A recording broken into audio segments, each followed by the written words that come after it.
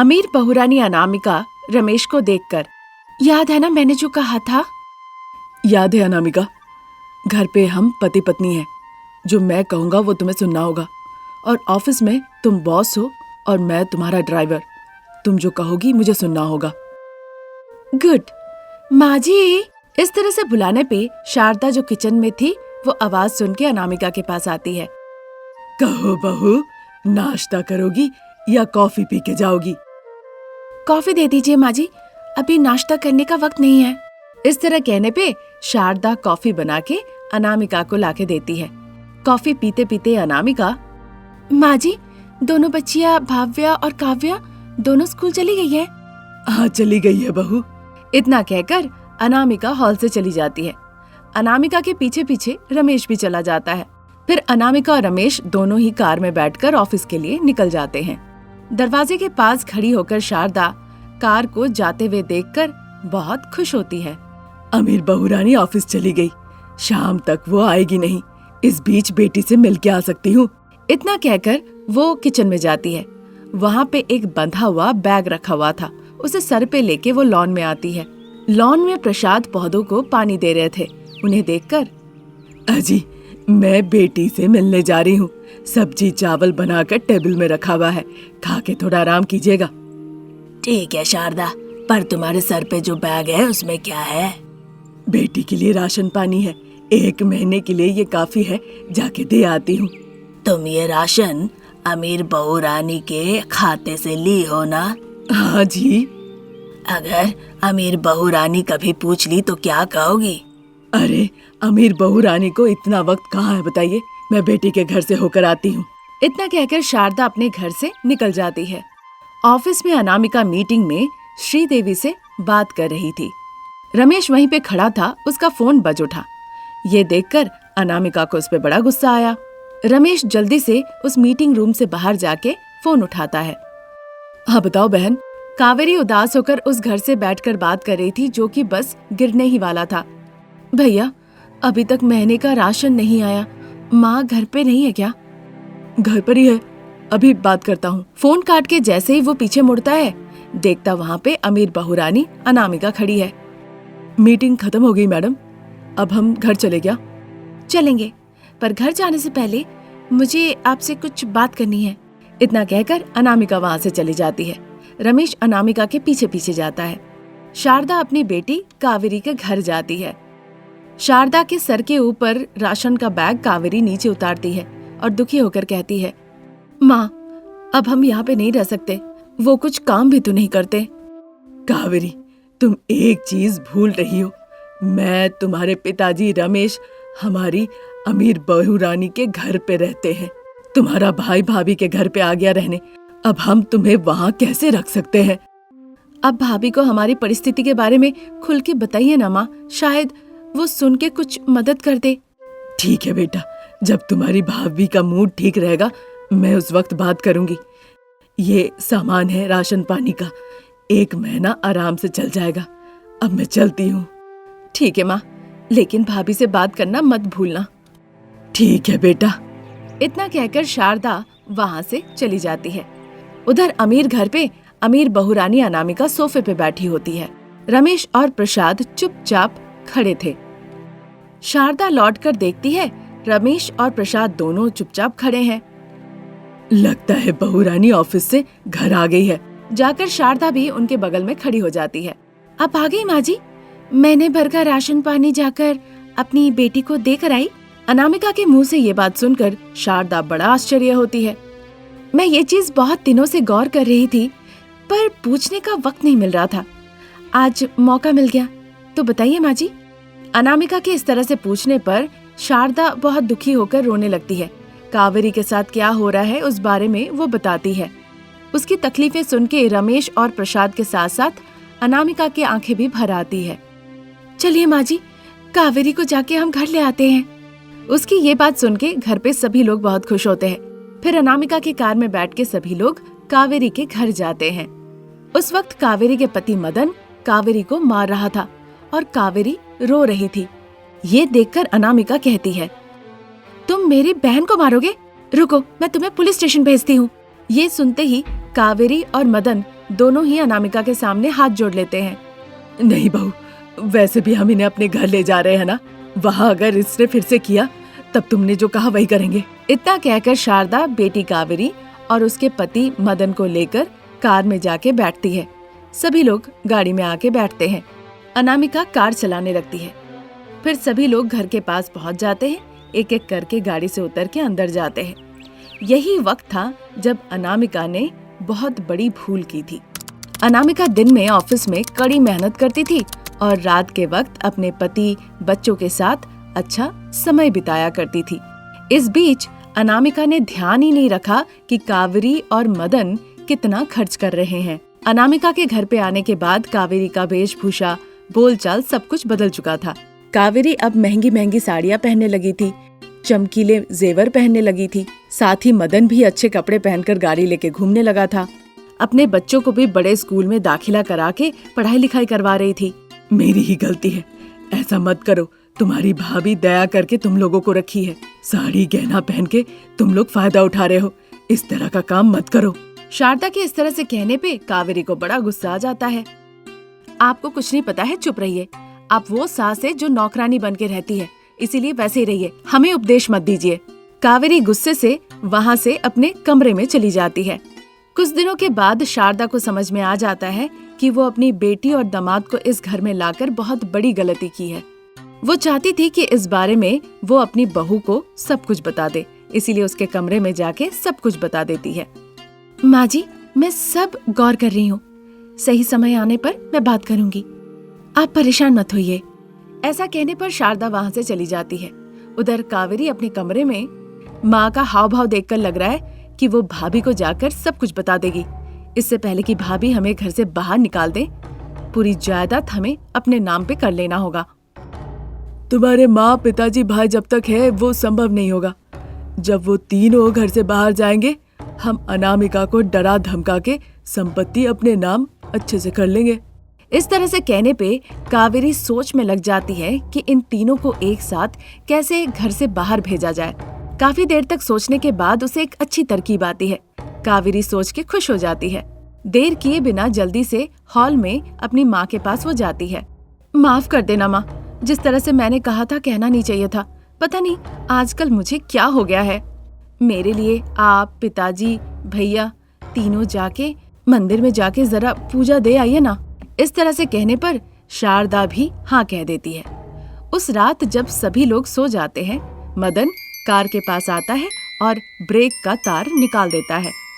अगले दिन रमेश, प्रसाद, शारदा तीनों गाड़ी में बैठकर जाने लगते हैं। अनामिका घर पे ही बैठकर काम करने लगती है। शारदा और उसके परिवार जिस गाड़ी से जा रहे थे, वो गाड़ी थोड़ी दूर जाने के बाद पलट जाती है। वो वीडियो कावेरी को व्हाट्सएप में आता है। कावेरी जाके अनामिका को ये बात बताती है। खबर मिलते ही अनामिका दुखी हो जाती है और रोने लगती है। इसी तरह कुछ दिन निकल गए। एक दिन कावेरी और मदन अनामिका को पकड़ के मारपीट करने लगते हैं। ये देखकर भव्या और काव्या दोनों बहुत घबरा जाती है। जिंदा रहना चाहती हो तो जायदाद लिख दो, नहीं तो माँ, पिताजी, भाई जहाँ गए हैं वहाँ हम तुम्हें भी भेज देंगे। मतलब? मैंने जानबूझ के उन्हें मारा। मतलब मुझे भी मार दोगी? मैं नहीं लिखूंगी। तो मेरी बात तुम नहीं सुनोगी। अनामिका को लात मार के घर से बाहर निकाल देती है कावेरी। मदन बच्चों को लेकर बाहर निकल आता है। अनामिका जाके मुंह के बल गिरती है। तभी शारदा, प्रसाद, रमेश वहाँ आ जाते हैं। वहाँ शारदा, प्रसाद, रमेश को देखकर कावेरी और मदन बड़े ही आश्चर्य होते हैं। तुम्हारी बुरी सोच और तरकीबों को सामने लाने के लिए हमने मिलके ये नाटक किया था। शारदा जाके कावेरी के गाल पे कस के एक थप्पड़ लगाती है। जहाँ सर छुपाने के लिए हमने जगह दिया उसी को लूटना चाहती हो। मुझे तुम्हें अपनी बेटी कहने से भी आज शर्म आ रही है। तुमने बड़ी भूल की है कावेरी। महंगी साड़ी, गहने पहनना गलत बात नहीं है। बच्चों को अच्छे स्कूल में पढ़ाना भी कोई गलत नहीं है। तुम्हें लग रहा था जो कुछ हो रहा है मुझे कुछ पता नहीं, पर मुझे सब पता था। ठीक है, मैं तुम्हें कुछ जायदाद दूंगी, तुम्हारे नाम पे कर दूंगी और उन जायदाद को लेकर तुम खुशी खुशी रहो। इतना कहकर कुछ जायदाद के कागजात उन्हें ला कर देती है। मदन और कावेरी अनामिका से माफी मांगते हैं, फिर वहाँ से चले जाते हैं। और इधर अनामिका ऑफिस का कामकाज भी संभालने लगती है बच्चे परिवार के साथ खुशी खुशी जीवन बिताने लगती है। तो ये थी हमारी आज की कहानी। नई कहानी लेकर हम बहुत जल्द हाजिर होंगे। तब तक आप हमारे चैनल को सब्सक्राइब कीजिए। Thank you for watching. एक गांव में मिडिल क्लास सास शारदा और बहुरानी अनामिका रहा करती थी। वो दोनों ही श्री राम की भक्त थी। वो दोनों अपने घर के प्रार्थना कक्ष में बैठकर राम कोटि पुस्तक में श्री राम का नाम लिख रही होती है। ठीक उसी वक्त प्रसाद अंदर आते हैं और पूजा कक्षा में सास बहू को देखते हैं। सास बहू अभी राम भक्ति में व्यस्त है। अभी अच्छा समय है, अलमारी से मैं आराम से पैसे निकाल सकता हूँ। ऐसा सोचकर वो बेडरूम में जाते हैं। वहाँ रमेश अलमारी के सामने खड़ा था, पर उसे अलमारी में कहीं भी पैसे नहीं मिले। पैसे ना मिलने की वजह से उसका मुंह लटक गया। ये देखकर प्रसाद जल्दी से बेटे के पास आकर पूछने लगते हैं। बेटा रमेश, तुम्हें कुछ पैसे मिले क्या? नहीं पिताजी, ये सास बहू ना दोनों ही बहुत चालाक है। अब चूंकि हम कुछ करते नहीं है और बिना काम काज के सिर्फ पैसे उड़ाते हैं, इसीलिए ये छुपा के रखती है और ऐसे चालाकी से हमारी नजरों से छुपा के रखती है कि हम चाहे कितना भी ढूंढ ले हमें पैसे नहीं मिलते। तो अब हम क्या करें बेटा? मुझे भी पता नहीं क्या करना चाहिए पिताजी। कुछ पैसे अगर हम भूषण को देंगे तब जाके वो हमें थोड़ा सा जीने देगा। पर आज तो पिताजी हमें घर पे कुछ भी नहीं मिला। बाप बेटे के बीच इस तरह की बातचीत चली रही थी, तभी सास बहू वहाँ पे आ जाती है। बेटा रमेश, तुम्हें कुछ पैसे मिले क्या? नहीं माँ, लेकिन मुझे 10,000 दे दो ना, नहीं तो हमारा जीना मुश्किल हो जाएगा। आप हमेशा इस तरह की बातें क्यों करते हैं कि माँ पैसे दे दो नहीं तो जीना मुश्किल हो जाएगा? आप लोग समझते क्यों नहीं? हम दोनों मिलके कितनी मेहनत करते हैं, तब जाके एक एक पैसे हम बचाते हैं। अगर ये थोड़ा भी समझते हमें तो हमें तो कोई दिक्कत ही नहीं थी। हमें अपनी सुरक्षा देखनी है, ऊपर से हमें अयोध्या भी जाना है, उसके लिए हमें कुछ पैसे भी बचा के रखने हैं। लेकिन शारदा, एक बात बताओ तुम कि वो पैसे कहाँ छुपाई हो? हमें पैसों की जरूरत है। चाहे कितनी भी विनती क्यों ना कर ले, हम वो बात आपको नहीं बता सकते क्योंकि हमें पैसों की जरूरत है। इतना कहकर बहू अनामिका को लेकर सासू माँ शारदा वहाँ से चली जाती है। बहुत परेशान होकर बाप बेटा मिट्टी के रास्ते होकर जाने लगते हैं। पिताजी, क्या आप पैसे वापस करने का सोच रहे हैं? वही सोच रहा हूँ बेटा, पर कुछ तरकीब नहीं सूझ रही है। आज हमने कहा था कि भूषण को पैसे देंगे, अगर नहीं दिया तो उससे हमें इसी तरह भागते फिरते रहना होगा। वो तो ठीक है पिताजी, पर अभी हम जा कहाँ रहे हैं? और कहा बेटा, गांव के अंत में एक पुराना नष्ट हो चुका गांव है, वहीं जाके हम रहेंगे। जब सारा गांव सो जाएगा तब हम वापस लौट आएंगे। कितने दिनों तक और पिताजी? हमारी अय्याशी वाली जिंदगी के खर्च के लिए जब तक पर्याप्त धन नहीं मिल जाते। पिताजी, जहाँ तक मुझे पता है भूषण इंतजार कर रहा होगा। अगर हम अभी जाकर कहे कि अभी भुगतान नहीं कर सकते तो ठीक है, नहीं तो हो सकता है कि वो हम दोनों पर बहुत गुस्सा करने लगे। उसका गुस्सा शांत करने में ही भलाई है पिताजी। नहीं बेटा, और गुस्सा करेगा। वो कहेगा कि तुम लोगों की बातें सुन रहा हूँ तो तुम लोग लगातार टालते ही जा रहे हो। इससे वो और क्रोधित हो जाएगा कि समय पर हमने उसे पैसे दिए नहीं और वो हम पे वार करेगा। उनकी बातें चली रही थी, तब तक वहाँ पे गोविंद आ जाता है। उसे देखकर बाप बेटा बहुत घबरा जाते हैं। बाप बेटे कहाँ भाग रहे हो? अरे नहीं नहीं, कहाँ भाग के जाएंगे हम। एक व्यक्ति ने कहा था, उसी से हम पैसे लेने जा रहे थे। वही पैसा हमें भूषण को लौटाना भी है। कुछ भी कह सकते हो, मैं नहीं मानता, चलो अब। ऐसा कहकर उन्हें साथ लेकर वो वहाँ से जाने लगता है। सासू माँ शारदा एक चेयर पे बैठी थी और वो पैसे गिन रही थी। बहू अनामिका केला ले आकर दूसरे चेयर पे जाके बैठ जाती है। माँ जी, पहले ये फल खा लीजिए तो। खाती हूँ बहू, पहले मुझे इन पैसों को गिन लेने दो, कहीं मैं भूल ना जाऊं। ऐसा कहकर वो पैसे गिनने लगती है और उन्हें एक बक्से में रखने लगती है। अनामिका शारदा को खाने के लिए फल देती है और फिर दोनों बैठ के आराम से खाने लगते हैं। उसी दौरान भूषण एक चाबुक ले आकर प्रसाद और रमेश को पीटने लगता है। प्रसाद और रमेश दर्द बर्दाश्त ना कर पाने की वजह से जोर जोर से रोने लगते हैं। बताओ, कब तुम लोग पैसे लौटाओगे और कितना लौटाओगे? अपनी अय्याशी के लिए तुम लोगों ने हमसे बहुत पैसे लिए हैं। बाबू, हमने जितने पैसे लिए हैं सब आपको लौटा देंगे, हम पे भरोसा रखिए। हाँ भूषण बाबू, भरोसा रखिए। पहले बताओ कैसे पैसे चुकाओगे? ये तो कहना मुश्किल है कि कैसे चुकाएंगे, पर हम कुछ ना कुछ करके आपके पैसे जरूर चुकाएंगे। अगर थोड़ा भरोसा है तो हमें यहाँ से छोड़ दीजिए, नहीं तो यहीं बांध के हमें मार दीजिए। इस तरह कहने पे भूषण मारना बंद करता है और सोचने लगता है। ठीक है, कल तक के लिए मैं समय देता हूँ, तुम लोग जाओ। इस तरह कहने के बाद प्रसाद और रमेश बहुत ही कष्टों के साथ चलते हुए घर लौट जाते हैं। अगले दिन सुबह सुबह सास बहू जल्दी से उठ के सर से नहा लेती है और फिर भगवान श्री राम के मंदिर के सामने बैठ के उनकी पूजा करने लगती है। हे प्रभु राम, हम अयोध्या आना चाहते हैं और आकर आपके मंदिर का दर्शन करना चाहते हैं। बस आप इतना देख लेना कि कोई बाधा विपत्ति ना आए इस बात पे। हाँ प्रभु राम, आपके नाम का पहला अक्षर के साथ ही मैंने अपने बेटे रमेश का नाम रखा था। आप हमारे भगवान हैं, हमारे रक्षक हैं। हाँ माँ जी, चलिए हम राम कोटी किताब ले आते हैं और उसमें राम नाम लिखना आज ही से शुरू करते हैं। अच्छा ठीक है बहू। इतना कहकर सास बहू राम कोटी में राम नाम लिखने लगती हैं।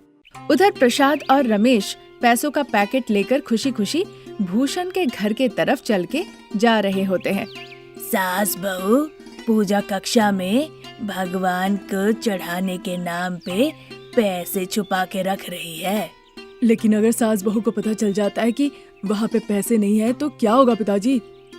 जब तक हम पर गुस्सा रहेगा वो हम पर चिल्लाएंगे, फिर वो अपने जान पहचान लोगों से पूछेंगे।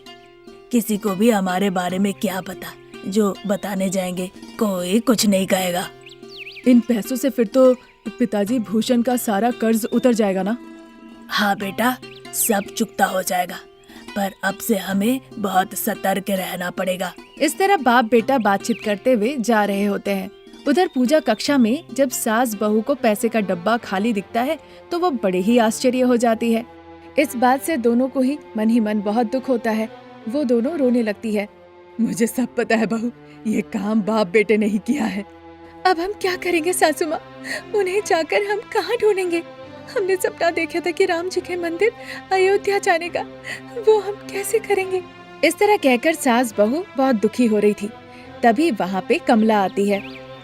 शारदा मौसी, शारदा मौसी। उसकी आवाज सुन के शारदा जल्दी जल्दी अपना आंसू पोंछती है। शारदा मौसी, वहाँ राम मंदिर में सभी को हल्दी चावल बांटे जा रहे हैं। इस तरह कहकर कमला वहाँ से चली जाती है। शारदा अनामिका दोनों ही प्रभु राम के मंदिर में जाती है। वहाँ पंडित जी सभी को पीला चावल दे रहे थे। क्या हुआ माँ? यहाँ सभी पीला चावल लेकर कितना खुश होकर घर लौट रहे हैं, पर तुम सास बहू इतनी दुखी क्यों हो? इस तरह पूछने पर शारदा अपना आंसू पोंछती है और फिर राम मंदिर अयोध्या जाने की पूरी कहानी बताती है, अपनी मनोकामना बताती है।